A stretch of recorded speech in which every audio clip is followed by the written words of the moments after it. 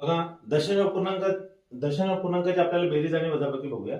आता लक्ष द्या, अशा पद्धतीने जर आपल्याला बेरीज दिलेली असती तर आपल्याला काय करायचं आहे, तर याची उभी मांडणी करायची. बघा, उभी मांडणी करताना एकच गोष्ट लक्षात ठेवायची महत्वाची, जशी आपण बेरीज करत असतो सेम तशीच बेरीज करायची आहे. फक्त उभी मांडणी करताना आपल्याला दशांश चिन्हाखाली दशांश चिन्ह आलं पाहिजे.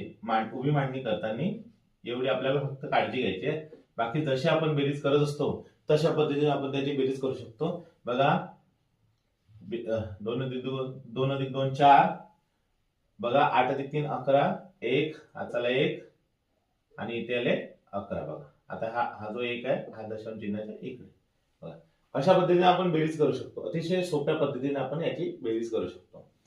बघा, आता वजाबाकी पण बघा, फक्त एकच काळजी घ्यायची, दशांश चिन्हाखाली दशांश चिन्ह. 2 मधून 2 वजा केले 0, 8 मधून 3 वजा केले 5, 6 मधून 4 वजा केले तर 2, दशांश चिन्ह इथे. बघा, अशा पद्धतीने आपण अगदी सहज पद्धतीने बेरीज करू शकतो आणि सहज पद्धतीने वजाबाकी करू शकतो. फक्त एकच गोष्ट लक्षात ठेवायची आपल्याला, की दशांश चिन्हाखाली दशांश चिन्ह आलं पाहिजे आणि बाकी मग आपण जशी बेरीज करू शकतो, म्हणजे जशी आपण नियमितपणे बेरीज करतो त्याच पद्धतीने बेरीज करायची.